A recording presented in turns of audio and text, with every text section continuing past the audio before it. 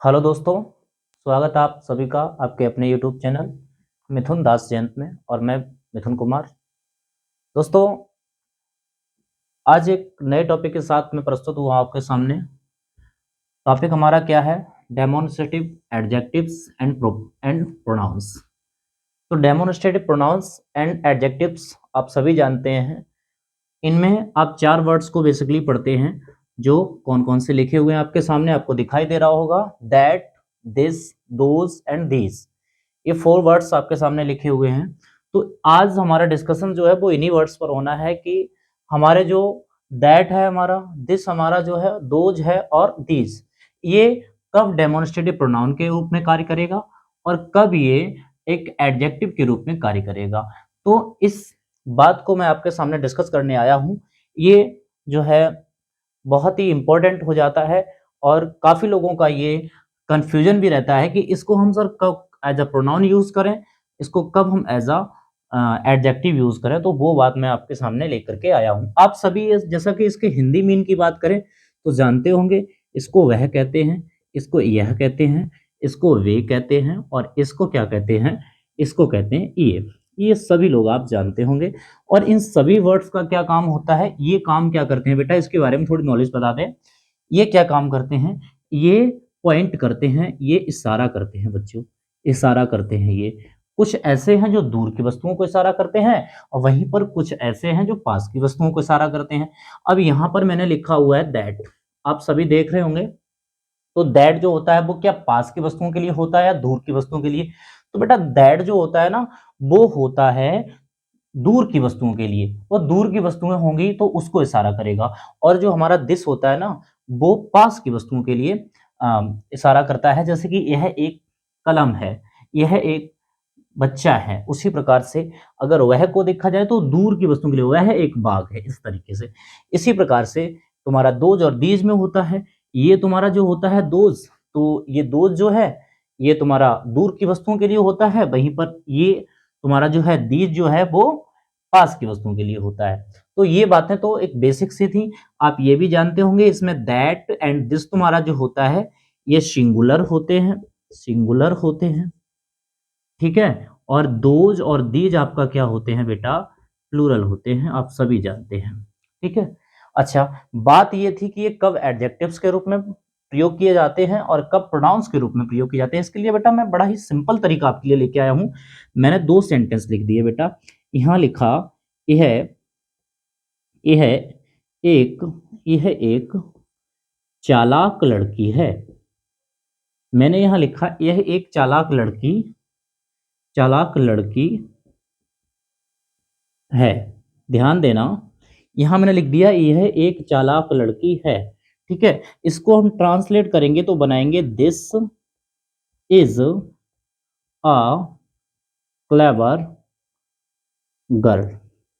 इसको मैंने बनाया this is a clever girl. यहीं पर अगर मैं एक सेंटेंस लिखूं, मैंने कर दिया यह लड़की यह लड़की यह लड़की चालाक है, यह लड़की चालाक है। बेटा इसको ट्रांसलेट करेंगे तो बनाएंगे this girl is clever, this girl is clever. बेटा समझने की कोशिश करना, यहां लिखा हुआ है यह एक चालाक लड़की है, तो आपने बनाया this is a clever girl और यहां बना दिया कि यह लड़की चालाक है, दिस गर्ल इज क्लेवर। अब बात समझना, यहां पर भी दिस लिखा हुआ है और यहां पर भी दिस लिखा हुआ है। क्या ये एक एडजेक्टिव है, क्या ये एक प्रोनाउन है, क्या है? तो इसके इसके बारे में ये वीडियो मैं बना रहा हूं। तो यहां पर बेटा क्या लिखा हुआ है कि यह एक लड़की है। इसको बात समझें बेटा, यहां लिखा हुआ है यह एक चालाक लड़की है। तो यहां पर सबसे पहले नंबर में जो दिस लिखा हुआ है ना, इसके साथ कोई भी नाउन नहीं आया हुआ है। जबकि यहां पर देखेंगे यह लड़की चालाक है, यह लड़की चालाक है, इस वाले यह के साथ में एक नाउन दिया है। कौन सा नाउन दिया गया है? वो है लड़की, ठीक है। वो नाउन हमारा क्या है बेटा? लड़की है। अब ये लड़की वर्ड जो है आपको बता दें, दिस, दैट, दोज, दीज, अगर इनके साथ कोई भी नाउन ऐड हो जाए, प्लस में क्या बेटा, नाउन ऐड हो जाए अगर इनके साथ में, तो वो हमेशा किसको बताएंगे, वो हमेशा बताएंगे एडजेक्टिव्स को, हमेशा वो एडजेक्टिव्स को बताएंगे। अगर अगर दैट के साथ में, दिस के साथ में, दोज के साथ में एंड दीज के साथ में कोई नाउन ऐड होता है तो वो हमेशा किसको बताते हैं, एडजेक्टिव को।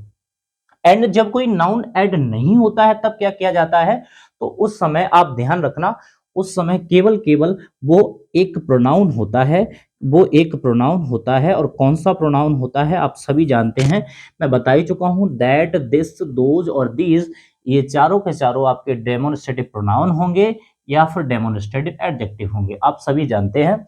ठीक है, तो यहां पर मैं आपको बता चुका हूं। एक लास्ट बात मैं आपको बता दूं कि अगर किसी वर्ड के पीछे नाउन दिया गया है, किसी वर्ड के पीछे नाउन दिया गया है, मतलब इन चारों में से किसी वर्ड के पीछे नाउन दिया गया है, तो वो निश्चित ही क्या होगा, डेमोन्स्ट्रेटिव आपका एडजेक्टिव होगा। और वहीं पर अगर केवल स्वतंत्र फॉर्म में आपका दिस, दैट, दीज, दोज इनमें से कोई एक आया हुआ है तो फिर वो आपका एक क्या होगा, डेमोन्स्ट्रेटिव प्रोनाउन होगा बेटा। क्या होगा, डेमोन्स्ट्रेटिव प्रोनाउन होगा। तो मैं बता चुका हूं। अगर आपके लिए फॉर एग्जांपल की मैं बेटा बात करूं, यहां मैंने फॉर एग्जांपल की बात कर ली, ठीक है, फॉर एग्जांपल की मैंने बात कर ली अगर, ठीक है, तो यहां पर मैं लिख दूं कि दोज गर्ल्स, तो बेटा यहां पर ये दोज वर्ड जो है ना, ये हमारा एडजेक्टिव होगा। और कौन सा एडजेक्टिव होगा, तो डेमोन्स्ट्रेटिव एडजेक्टिव होगा। यहां पर मैं कर दूं दैट बॉय, क्या कर दूं बेटा, दैट बॉय कर दूं, ठीक है। तो यहां पर दैट बॉय कर दूं तो ये हमारा दैट क्या रहेगा, हमारा एडजेक्टिव रहेगा। क्यों रहेगा, क्योंकि इसके पीछे क्या आ रहे हैं, नाउन्स आ रहे हैं। तो इन चारों के पीछे अगर नाउन्स आते हैं, मैं फिर बता दूं, अगर इन चारों के पीछे नाउन्स आते हैं ना, तो वो फिर क्या रहेगा बेटा, वो फिर हमारा क्या रहेगा, वो फिर हमारा एडजेक्टिव रहेगा। और अगर अगर वो स्वतंत्र फॉर्म में आते हैं तो वो फिर प्रोनाउन रहेगा। बेटा आज के लिए इतनी ही नॉलेज, आगे हम इससे भी धमाकेदार वीडियो लेके आएंगे। अब तक के लिए जय हिंद, जय भारत, जय संविधान।